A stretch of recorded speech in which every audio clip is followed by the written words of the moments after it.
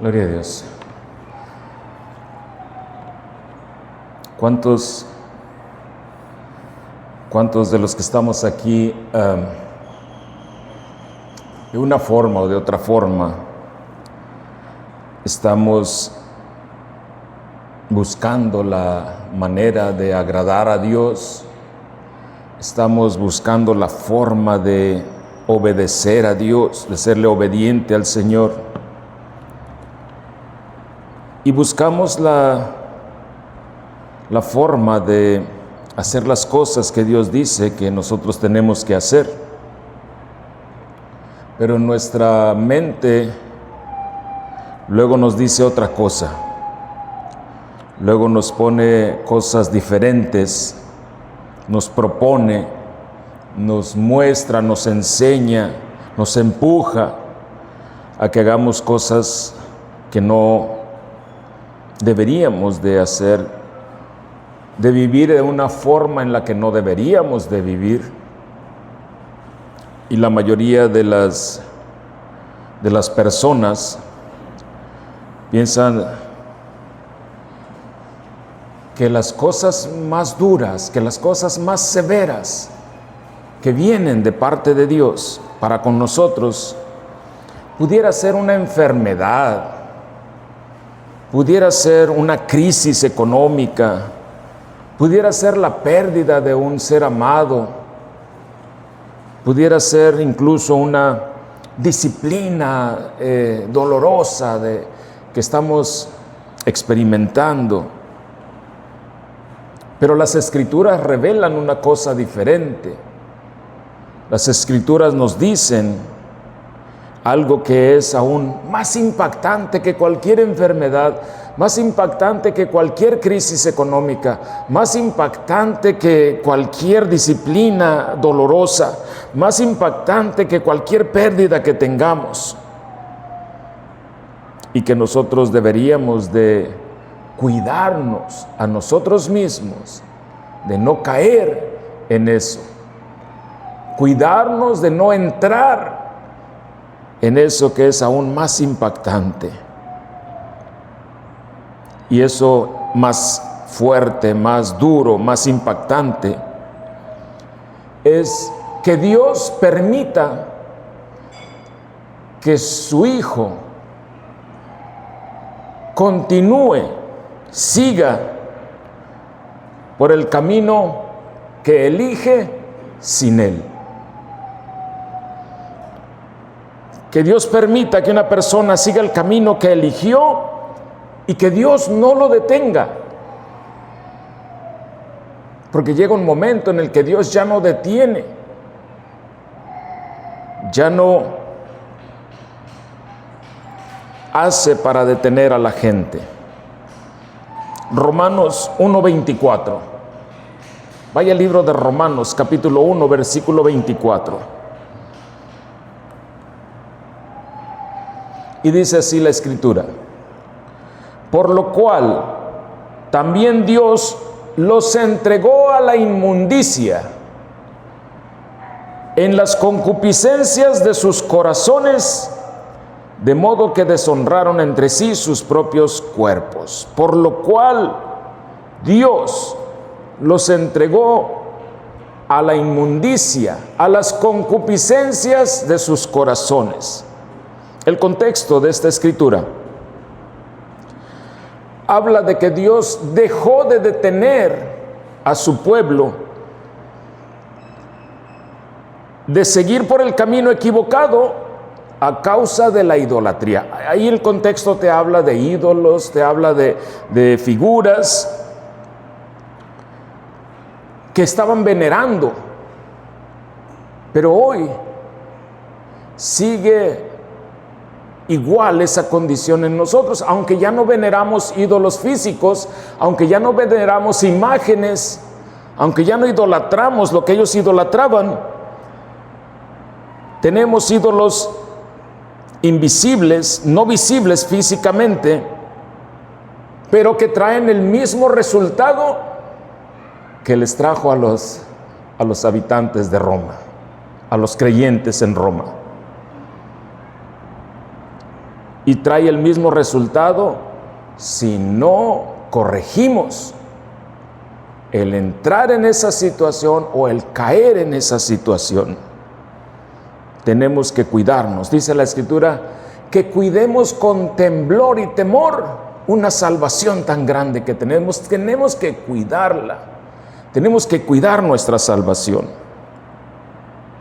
Y podríamos preguntarnos, ¿qué es eso en lo que podemos caer? ¿Qué es eso en lo que podemos entrar que nos podría llevar a que Dios parara de estarnos deteniendo? Porque Dios todo el tiempo nos está deteniendo de que no vayamos por el camino del mal, de que no vayamos por el camino natural. ¿Cuál es ese terreno? ¿Cuál es esa condición?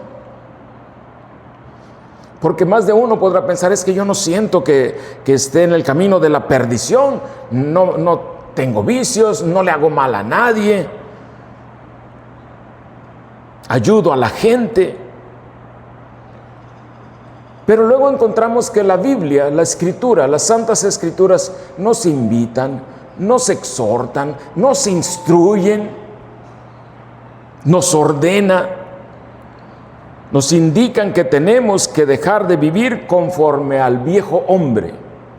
Usted vea todo el Testamento, después del Evangelio, que es Mateo, Marcos, Lucas, a partir de Juan, usted va a encontrar que Dios está instruyéndonos a que dejemos de vivir como vivíamos antes, que empecemos a vivir la vida nueva, que dejemos de actuar y de vivir en el hombre viejo. Que dejemos de vivir conforme a nuestra carnalidad. Encontramos aquí en Romanos 1:24 que Dios los entregó al deseo desordenado de su carne. El versículo 24 dice, Dios los entregó a la inmundicia en las concupiscencias de sus corazones. En el versículo 26 dice, Dios los entregó a pasiones vergonzosas. Versículo 28 dice, Dios los entregó a una mente reprobada, a una mente que ya no tenía a Dios.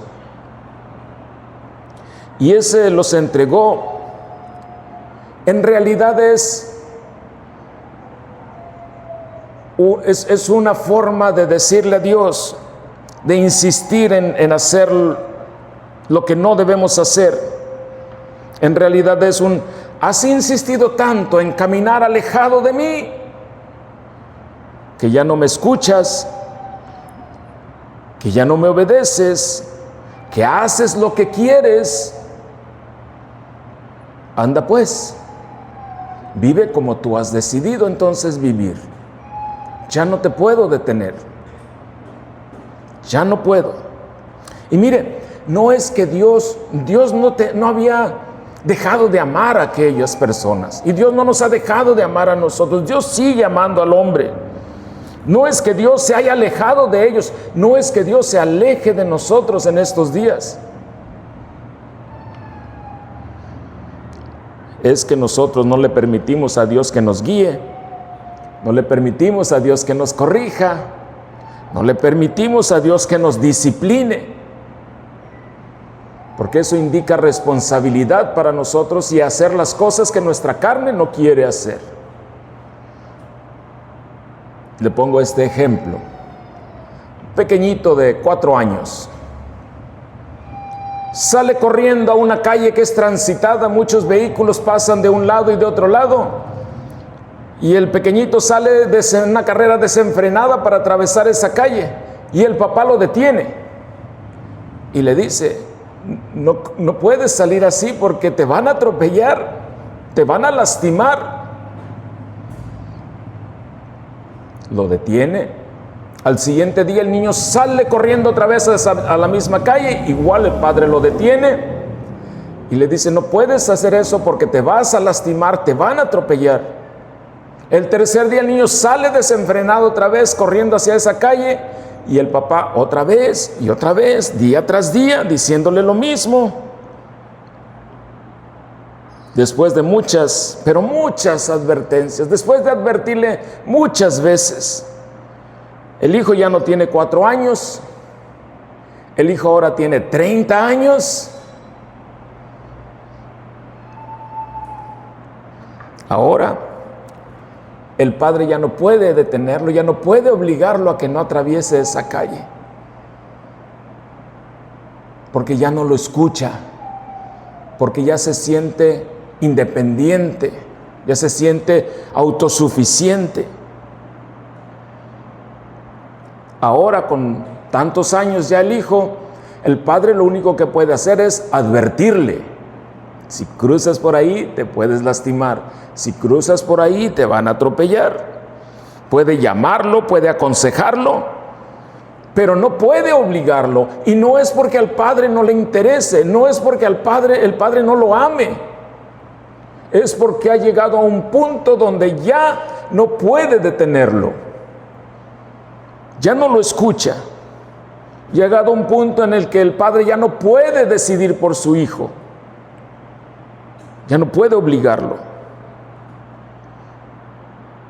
De la misma forma, Dios nos habla, Dios nos advierte, Dios nos corrige, Dios nos aconseja, Dios nos instruye, Dios nos llama. Pero cuando se le rechaza persistentemente una vez y otra vez y otra vez y otra vez, no atendiendo su voz, se termina viviendo como se decide vivir y se termina cosechando lo que decidió sembrar.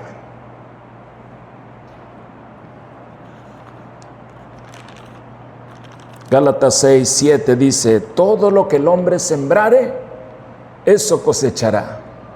Lo que el hombre siembre, eso es lo que también va a segar. Escuche bien esto, mi hermano. Cuando Dios corrige, hay esperanza. Cuando entras en esa corrección, hay esperanza, porque estás escuchando la voz de Dios. Cuando Dios te advierte y lo escuchas, hay esperanza. Cuando Dios te disciplina y lo estás viendo que Dios te está disciplinando, aunque te duele, pero lo estás aceptando la disciplina, hay esperanza. Has de decir, pero ¿por qué Dios quiere disciplinarnos? Pues no es que nos dio libertad, pues no es que nos dio libre albedrío. ¿Por qué Dios querrá disciplinarnos? Porque nos ama. Porque nos ama. Hebreos 12:6 dice: porque el Señor al que ama disciplina y azota a todo aquel que recibe por hijo. La disciplina de Dios no es una forma de decirte, te estoy castigando porque te portaste mal. No, la disciplina de Dios es para que tengas una vida mejor de la que hemos tenido antes. Una vida apegado a Dios, una vida donde estés tomado de la mano de Dios y vayas caminando por los caminos que Él dice que debemos de caminar. Muchos se preocupan cuando Dios los confronta. Escuchan una palabra y sienten, ay, me está pegando donde me duele. Se preocupan porque Dios los confronta. Yo creo que deberíamos de alegrarnos cuando Dios nos está confrontando con su palabra, cuando Dios nos está incomodando por lo que estamos escuchando, lo que estamos leyendo. Deberíamos de alegrarnos porque eso es una evidencia de filiación entre padre e hijo. Es evidencia de que el Padre nos ama, de que el Padre está interesado en nosotros, de que quiere lo mejor para nosotros. En realidad, el peligro para nosotros, el peligro para usted y el peligro para mí, no es cuando nuestro Padre Eterno nos corrige. El verdadero peligro para nosotros es cuando no escuchamos ya la corrección. Cuando no nos interesa lo que Dios nos está diciendo. Si Dios me dice que eso no está bien y lo sigo haciendo, ya no me interesa la opinión de Dios. Ese es el verdadero peligro para nosotros. Cuando pienso que ya sé mucho de la Biblia, que ya sé mucho de Dios y no necesito congregarme, ese es el verdadero peligro para nosotros. Es como cuando una persona recibe un diagnóstico médico, va, se hace sus exámenes y el médico le dice: tienes esta enfermedad, pero tiene cura. Este es el tratamiento que tienes que seguir para que esa enfermedad desaparezca, para que te cures. Si la tratas, si tomas el tratamiento fielmente, entonces vas a salir adelante, te vas a curar, no tendrás consecuencias. Pero si esa persona hace caso omiso a las indicaciones del médico, hace caso omiso al tratamiento, no lo cumple como debería de cumplirlo, no le da importancia a los síntomas que está teniendo su cuerpo, y pasa el tiempo hasta que llega un punto donde el daño es irreversible en el cuerpo, donde ya no se puede hacer nada. Exactamente igual ocurre en lo espiritual, igualito. Es igual en lo espiritual. Cuando Dios nos incomoda con la palabra, cuando Dios nos corrige, cuando Dios nos instruye, cuando Dios nos indica, cuando Dios nos ordena, y nosotros no atendemos la indicación, nosotros no hacemos caso, llega el momento en que Dios ya no nos va a detener, ya no va a detener de que crucemos esa calle, ya no nos va a detener cuando corramos sin precaución hacia donde está el tránsito que puede dañarnos. Apocalipsis 3:19 dice: yo reprendo y castigo a todos los que amo. A todos, no dice a unos sí y a otros no, a todos.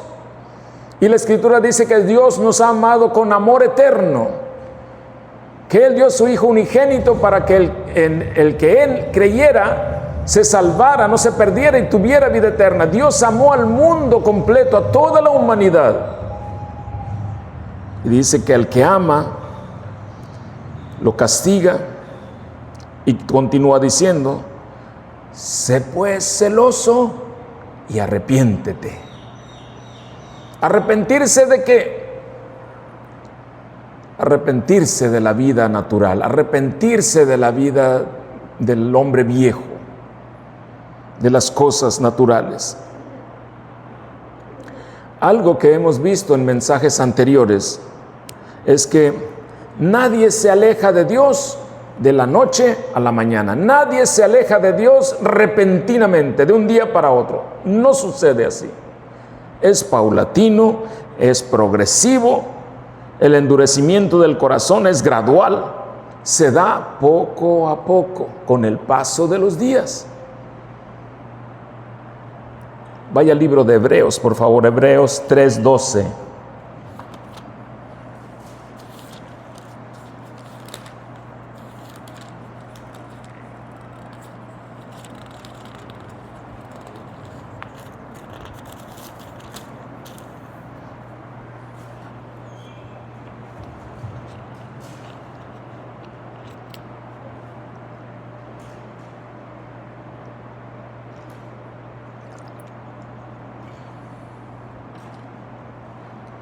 Mirad, hermanos, que no haya en ninguno de ustedes corazón malo de incredulidad para apartarse del Dios vivo.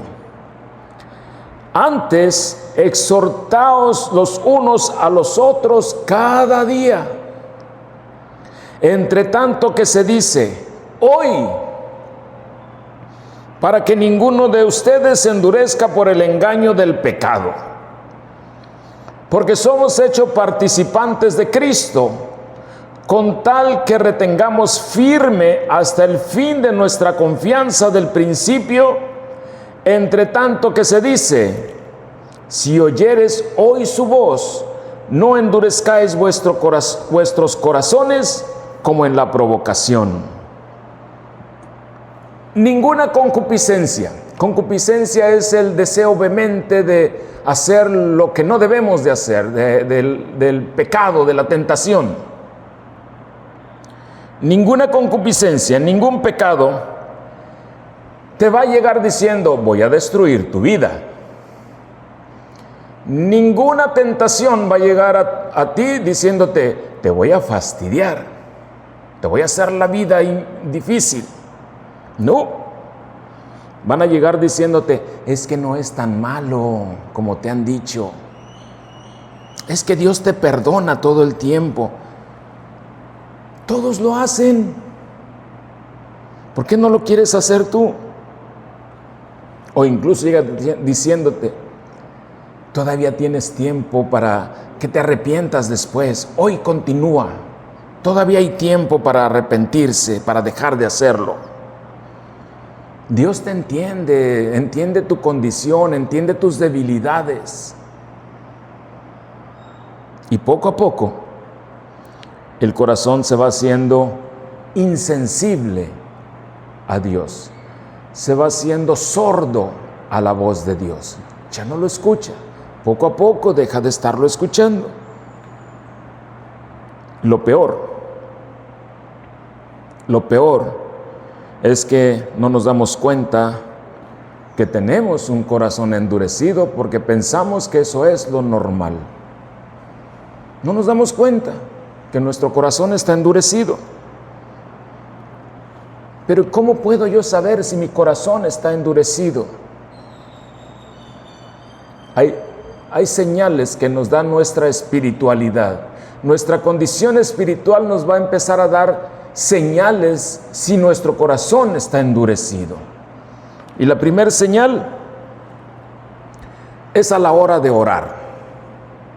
Cuando oramos, pero es una oración vacía, cuando es una oración de rutina, las palabras salen de nuestra boca, pero nuestro corazón está lejos de Dios, retirado, alejado del Señor. Isaías 29:13 dice, este pueblo, refiriéndose a su pueblo, a su gente, este pueblo se acerca a mí con su boca y con sus labios me honra, pero su corazón está lejos de mí. Y su temor de mí no es más que un mandamiento de hombres que le ha sido enseñado. Eso ha aprendido, como un mandamiento de hombre nada más. Cuando nuestra oración deja de ser ineficaz, y luego nos preguntamos, pero la Escritura dice que la oración eficaz del justo puede mucho. Sí, la oración eficaz, pero cuando nuestra oración se vuelve ineficaz, ya no tiene resultado, ya no tiene fruto.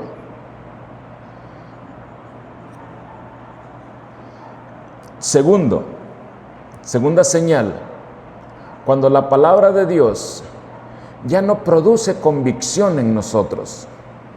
Cuando escuchamos la palabra de Dios, pero ya no tiene efecto en nosotros. Ni siquiera la queremos aplicar a nosotros.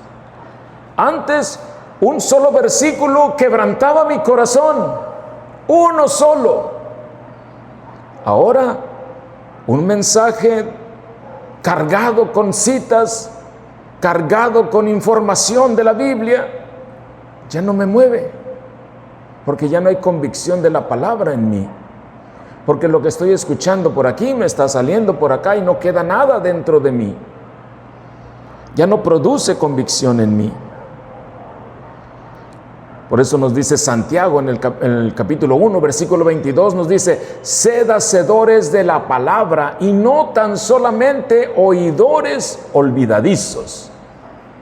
Cuando nos convertimos en oidores olvidadizos, escuchamos la palabra de Dios, leemos la palabra de Dios, pero no tiene efecto en nosotros. Es cuando somos oidores olvidadizos. Lo escuchamos, lo vemos y se nos olvida. No lo retenemos. Tercera señal, la tentación, la concupiscencia y el pecado dejan de producirme tristeza. Y no es que me produzca alegría, pero ya no me produce tristeza tampoco. Llega la tentación, no pasa nada. Ya no me preocupo porque llegue la tentación. Lo que antes me generaba arrepentimiento, ahora lo justifico.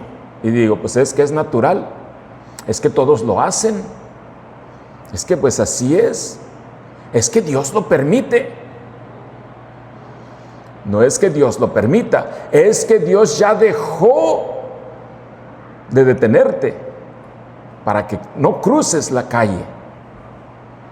Llegamos a ese punto.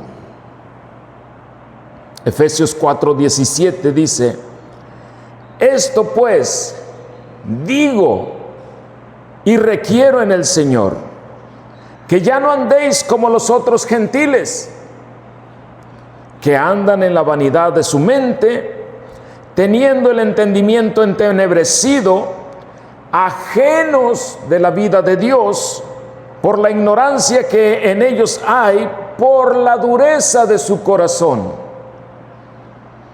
los cuales, después que perdieron toda sensibilidad, se entregaron a la lascivia para cometer con avidez toda clase de impurezas. Y cuarta señal, se pierde el temor a Dios. Ya no tenemos temor de Dios. Ya no nos interesa las consecuencias que puedan tener mis actos, que puedan tener nuestros actos. Podemos seguir congregándonos, podemos seguir escuchando la palabra de Dios, podemos seguir leyendo la Biblia, podemos seguir asistiendo a todos los servicios, pero mi corazón ya no responde a lo que Dios me está diciendo.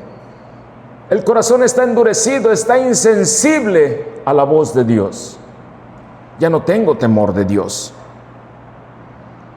Proverbios 1:29 nos dice: por cuanto aborrecieron la sabiduría y no escogieron el temor de Jehová, ni quisieron mi consejo, y menospreciaron toda reprensión mía, comerán del fruto de sus caminos y serán hastiados de sus propios consejos.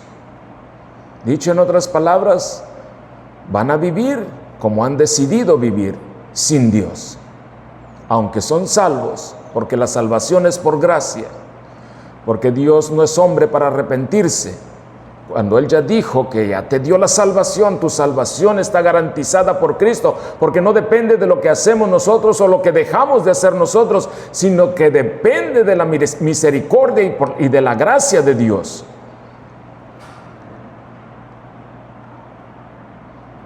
Es necesario entender, diga conmigo, es necesario que yo entienda. Es necesario que yo entienda. Este mensaje no busca producir desesperación. Este mensaje no busca producir culpa.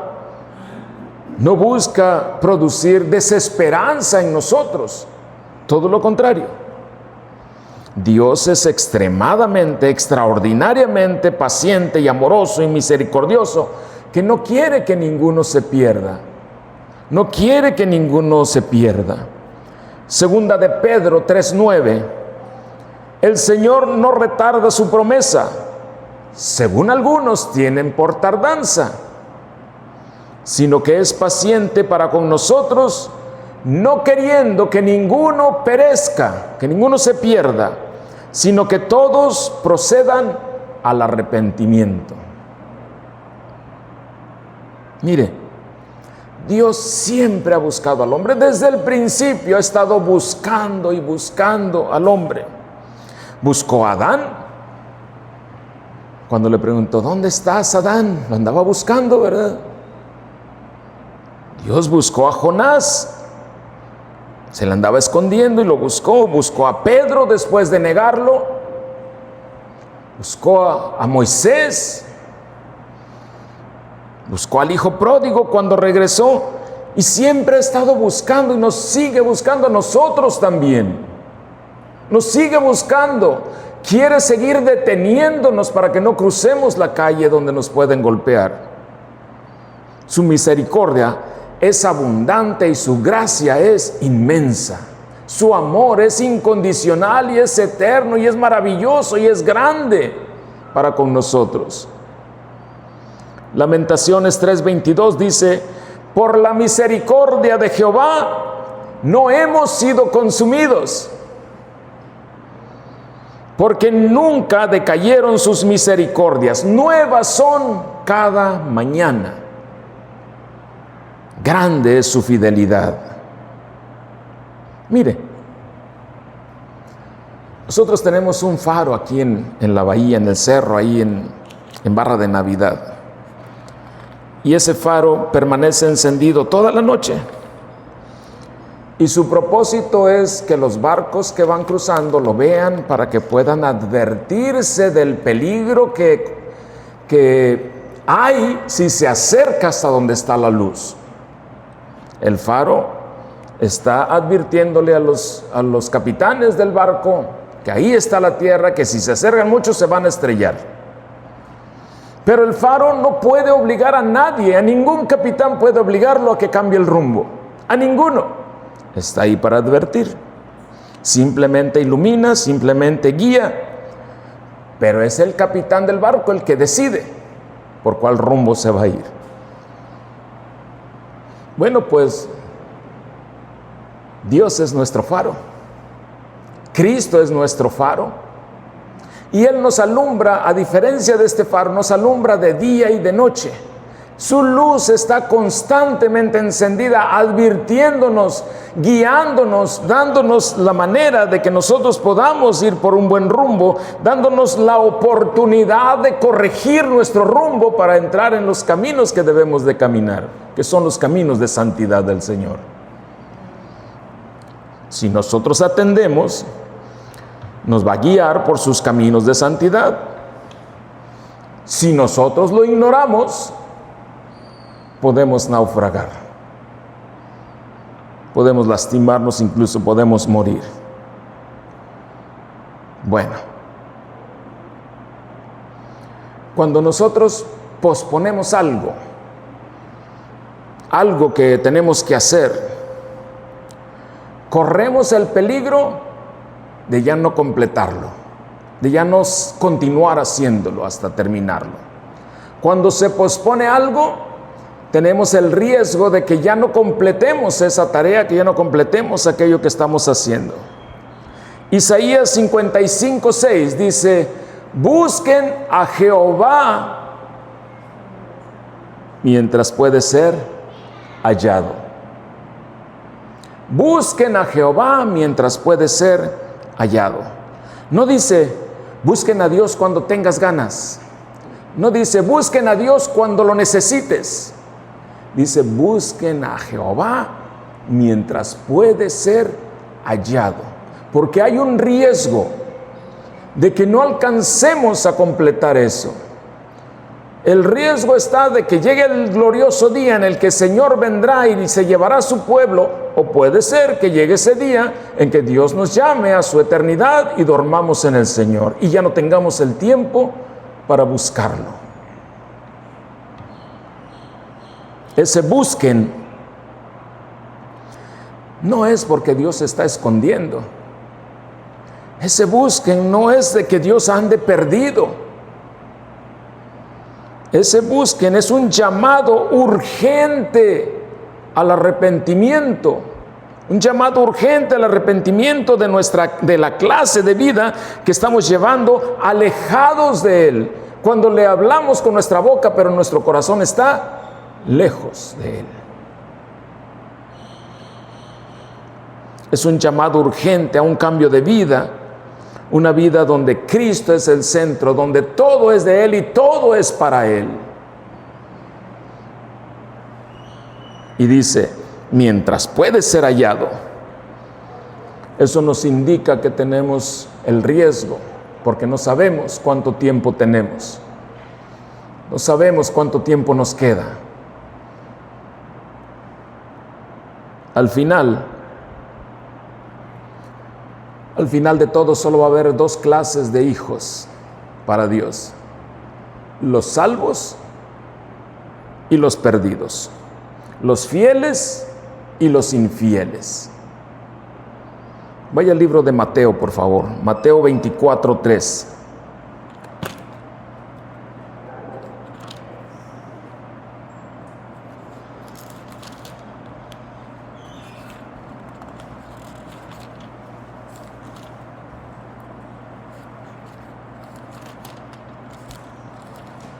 Cuando le dije hijos perdidos, no quiere decir que no tuvieron la eternidad, que se perdieron en este mundo. Mateo 24:3.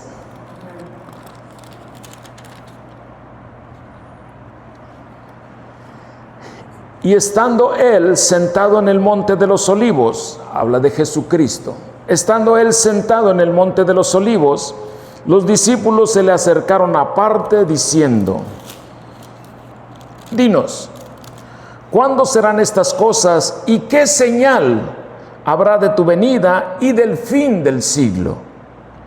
Respondiendo Jesús les dijo: mirad que nadie os engañe, porque vendrán muchos en mi nombre diciendo: yo soy el Cristo, y a muchos engañarán. Y oiréis de guerras y rumores de guerras. Mirad que no os turbéis, porque es necesario que todo esto acontezca, pero aún no es el fin. Porque se levantarán nación contra nación, y reino contra reino, y habrá pestes, y hambres, y terremotos en diferentes lugares. Y todo esto será principio de dolores. Entonces os entregarán a tribulación y os matarán y seréis aborrecidos de todas las gentes por causa de mi nombre. Muchos tropezarán entonces y se entregarán unos a otros y unos a otros se aborrecerán. Y muchos falsos profetas se levantarán y engañarán a muchos. Y por haberse multiplicado la maldad, el amor de muchos se enfriará. Esos son los perdidos, los que se les enfría el amor por Dios. Mas el que persevere hasta el fin, este será salvo. Muchos comienzan y muchos comenzarán bien, pero muchos se van a enfriar, muchos se van a apartar, muchos se van a alejar de Dios. Y la batalla, nuestra batalla, no es solamente contra el pecado, no es solamente contra la tentación, no es solamente contra la concupiscencia, también es contra la indiferencia espiritual. También es contra la apatía del arrepentimiento. De no querer arrepentirnos de la vida que tenemos, de la humanidad. También va a ser contra la pérdida de la pasión por Dios. Apocalipsis 2:4 dice: pero tengo contra ti que has dejado tu primer amor. Recuerda, por tanto, de dónde has caído y arrepiéntete. Todavía hay esperanza cuando tú escuchas la voz de Dios, cuando te incomoda la palabra de Dios, todavía hay esperanza. Recuerda, por tanto, de dónde has caído y arrepiéntete y haz las primeras obras, pues si no, vendré pronto a ti y quitaré tu candelero de su lugar si no te hubieres arrepentido. Concluimos con esto. El mensaje de hoy no es que Dios te esté acusando, no es que Dios te esté señalando, no es que Dios se esté alejando de ti, no es que Dios te esté rechazando, no es que Dios te esté condicionando para amarte. El mensaje es: si todavía puedes escuchar la voz de Dios, hay esperanza. Si todavía te incomoda la palabra de Dios, hay esperanza. Si un versículo te incomoda, hay esperanza. Si tienes deseo de volver tu rostro para con Dios, hay esperanza. Y cuando decimos volver el rostro a Dios, es dejar de hacer las cosas de la carne. Mire, lo duro no es ser disciplinado, Lo difícil no es ser disciplinado. Lo verdaderamente peligroso es llegar al punto donde ya no nos importa la disciplina. Lo verdaderamente peligroso para nosotros es llegar a ese punto donde ya no nos detiene Dios.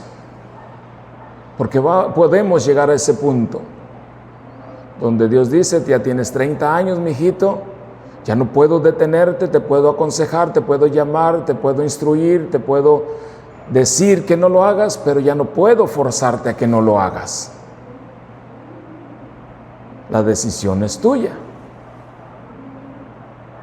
Lo duro para nosotros es ya no escuchar la palabra de Dios. Lo peligroso para nosotros es ya no tener la convicción cuando escuchamos la palabra, que llega como otro sermón más, que llega como otra motivación más, pero no llega a hacerse convicción en nosotros. La exhortación de parte de Dios es para que nos despojemos del viejo hombre y nos revistamos con el hombre nuevo, que es conforme Cristo Jesús. Amén. Gloria a Dios. Sonría porque Cristo le ama y camine en la libertad con que Cristo le ha hecho libre. Dios me lo siga bendiciendo grandemente.